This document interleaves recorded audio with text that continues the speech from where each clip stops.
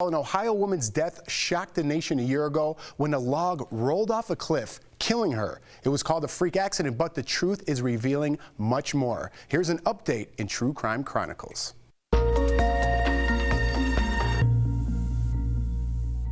Victoria Schaffer was well known in her Ohio community. The 44-year-old was a wife, a mother of 4, and an avid volunteer. Victoria was a loving and caring person.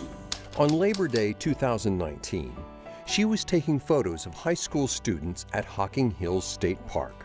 What should have been a normal day on the job turned into her family's worst nightmare. Victoria was struck by a 74-pound, 6-foot log that came tumbling down from the cliff above her, killing her instantly. A month later, police were tipped off on a cryptic text message between 2 teenagers. Reading one of them had, quote, done something serious in the park. Police finally had their suspects, 2 16-year-olds, Jaden Churchis and Jordan Buckley. Your son did something that resulted in the death of a lady. No! They both denied any involvement. I don't think it's funny. I think that's the only reason why I'm telling you all this, because I think it's serious. And then they pointed the finger at each other. Who kicked it? Jordan. Jordan kicked it? Yes, Jaden kicked off a branch. Not a branch, it was a log. It was a big log, like probably this wide, this long. He kicked it, and it rolled off the cliff, and it made a loud bang, so we ran. Victoria's family was shocked and heartbroken to learn she was in fact murdered. You were responsible for the death of my precious child. And in doing so, you have inflicted a pain on me and my family so deep and intense that it will never leave our hearts. The teens were charged with murder, involuntary manslaughter, and reckless homicide, both tried as adults. Jordan, do you understand the void they now have in their lives? Yes, Your Honor. That will never be filled. Do you understand that?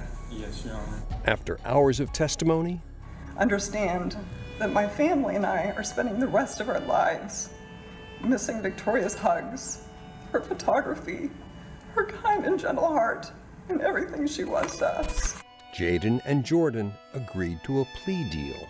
I'm so sorry for what has happened, and I'm so sorry that I was too big of a coward to come forward and speak about what happened that day. I know that no matter what I say, nothing will bring your loved one back. I know what I did was wrong. I hope that you know I never intended to hurt anyone that day at Hocking Hills. Both teens were convicted only on the involuntary manslaughter charge and sentenced to 3 years in juvenile detention. Though heartbroken, the Schaffer family did what they say Victoria would have wanted. Our family chose to pursue a juvenile court decision that would provide you with a better chance of changing your life's direction and a second chance in life.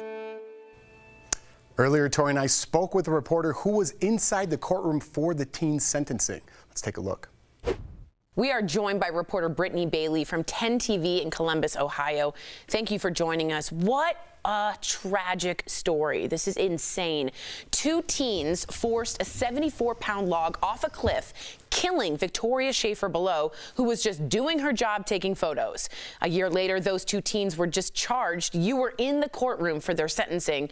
Brittany, can you explain their charges and what did they have to say? Well, I think this really evolved over the year that this happened. This actually happened back on Labor Day of last year in 2019. And at first, everyone thought it was just a terrible act of nature. A log comes rolling off a cliff in a wilderness area, and then it evolves. And we pretty quickly find out from investigators that it was maybe not an accident. And I think that shocked everyone. And then about a month after that, all of a sudden, 2 teenagers, both 16 at the time, were arrested, and they were then charged with murder, involuntary manslaughter, and reckless homicide and charged as an adult. They ended up both taking plea deals where they would plead only to involuntary manslaughter in exchange for having the other charges, murder and reckless homicide, dropped. So, Brittany, you mentioned the teens were tried as adults, yet they were sentenced to serve time in a youth detention facility, not a federal prison. Why is that? Yes, you're correct about that. And I think that was just the latest move in this case that shocked a lot of people.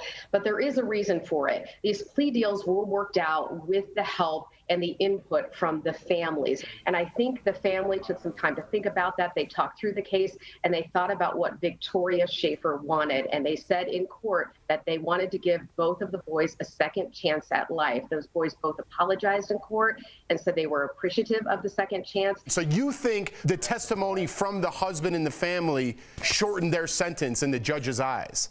Absolutely, and they all talked about that very openly. The judge even said to the teenagers in court, you realize that you're given a chance by the very person who doesn't have a chance at life anymore. And they just knew she was such a sweet person with a warm heart and would not have wanted to see this tragedy impact 2 more young lives despite what they had done.